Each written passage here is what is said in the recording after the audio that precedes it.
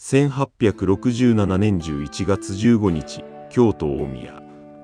坂本龍馬は何者かに切られ、絶命した。わずか33歳だった。薩摩と長州、犬猿の中だった2つの藩を結びつけ、時代を動かした男。日本を武力衝突なしで変えようとした男。その男がなぜ道半ばで消されたのか。そしてなぜ彼は英雄として語り継がれているのか。今日はその真実に迫っていく日。坂本龍馬は将軍でも大名でもなかった。土佐藩のそれも身分の低い武士の家に生まれたただの一浪人だった。肩書も軍も領地も持たない男がなぜ歴史を動かせたのか。これは単なる偉人伝ではない。立場がなくても時代は変えられるのかという問いの物語でもある。今日は3つの視点から坂本龍馬の真実に迫っていく日。第一の視点、一介の浪人がなぜ歴史を動かせたのか。第二の視点、不可能と言われた薩長同盟はどう成立したのか。第三の視点、暗殺の謎と英雄伝説はどう生まれたのか。この3つを追っていけば教科書には載らない龍馬の姿が見えてくるはずだ。坂本龍馬は1836年土佐藩現在の高知県に生まれた。家柄は豪士と呼ばれる身分の低い武士だった。上級武士からは見下されがちな立場で出世の道はほぼ閉ざされていた。若い頃龍馬は江戸に出て剣術修行に励んだ。そこで黒船来航という衝撃の事件に遭遇する。日本の弱さを目の当たりにした龍馬は次第にこのままでは日本は列強の植民地にされるという危機感を強めていく。転機が訪れたのは幕府の要人勝海舟との出会いだった。当初龍馬は勝を暗殺しようとしていたとも言われている。しかし勝の語るこれからは世界に目を向けた海軍と貿易が必要だという話に感銘を受け、その場で弟子入りしてしまう。そして1862年龍馬は土佐藩を抜け出した。これがいわゆる脱藩である。当時脱藩は重罪で見つかれば死罪もあり得た。それでも龍馬は藩という枠組みを捨てる道を選んだ。日本人として動くためにまず土佐藩士であることをやめたのだ。この決断こそが後の龍馬の自由な行動力の原点になる。脱藩後龍馬は神戸で勝海舟のもとに学び、海運や貿易の知識を身につけていく。そして長崎で亀山社10という組織を立ち上げた。日本初の商社会運会社とも言われる組織だ。ここで龍馬は日本の未来を左右するある大仕事に関わることになる。薩摩藩と長州藩の同盟だ。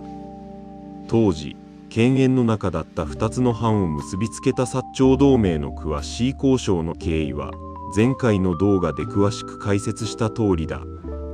気になる方はぜひ前回の薩長同盟と倒幕も合わせてチェックしてほしい。しかし薩長同盟の成立は同時に龍馬自身の身に大きな危険を招くことにもなった。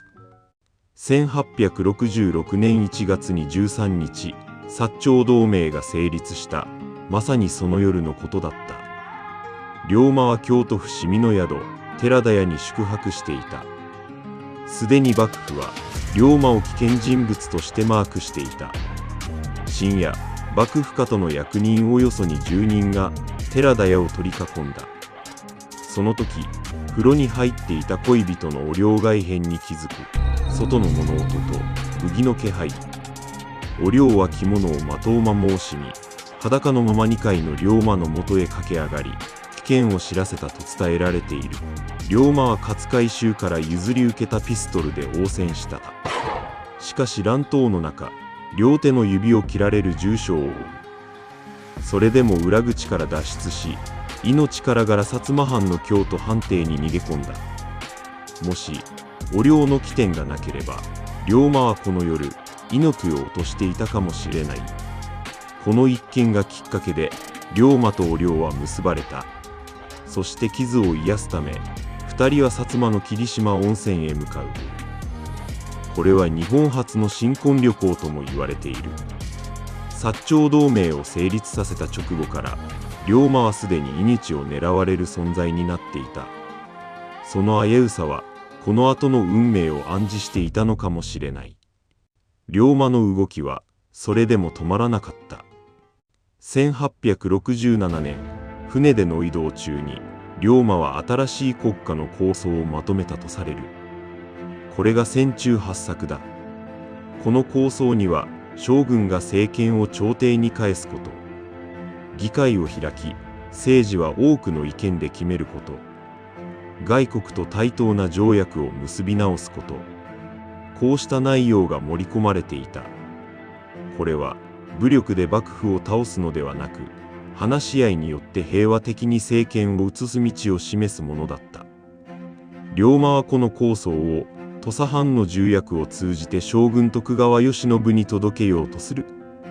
そして1867年10月、慶喜はついに政権を朝廷に返上した。大政奉還だ。長く続いた武士の政権が大きな戦を経ずに幕を下ろそうとしていた。龍馬が描いた血を流さない改革は現実になろうとしていた。しかし歴史はここで龍馬に時間を与えなかった。大政奉還からわずか1ヶ月後、1867年11月15日の夜、龍馬は京都の宿大宮にいた。同志の中岡慎太郎と語り合っていたところに何者かが押し入った。龍馬と中岡はその場でめった斬りにされ絶命した。龍馬、享年33歳。犯人は誰だったのか。これは今も歴史上の大きな謎として残っている。有力とされているのは京都見回り組による犯行説だ。見回り組は幕府側の治安組織で、後年元大使が自分たちがやったと証言したという記録もある。一方で新選組による犯行説も根強く語られてきた。さらに一部では薩摩藩による犯行説もささやかれている。龍馬が幕府の存続にも理解を示す姿勢を見せ始めたことで、討幕を急ぐ薩摩にとって邪魔な存在になっていたのではないかという見方だ。どの説にも状況証拠はあるが、決定的な証拠は今も見つかっていない。はっきりしているのは、龍馬が時代の分かれ目に立っていたからこそ、多くの勢力にとって危険な存在になっていたということだ。改めて整理してみよう。なぜ龍馬は暗殺され、そしてなぜ英雄になったのか。暗殺の理由は一つに絞ることはできない。薩摩にとっても幕府側にとっても龍馬は読めない存在だった。討幕にも幕府存続にも組みしない。ただ日本のために何が最善かだけを考えていた。どこにも属さないその立場が複数の勢力から警戒される結果につながったのかもしれない。一方で龍馬が英雄になった理由ははっきりしている。第一に、彼は明治維新の直前に亡くなったことで新政府内部の権力争いに一切関わらずに済んだか。汚れ役を引き受ける前に清々しい志士のまま歴史に刻まれたのだ。第二に、身分に縛られず藩を飛び出し自分の頭で考えて行動したその生き方そのものが時代を超えて多くの人の憧れになった。そして第三に、後の時代小説やドラマを通じてその生き方が繰り返し語り直されてきたことも大きい。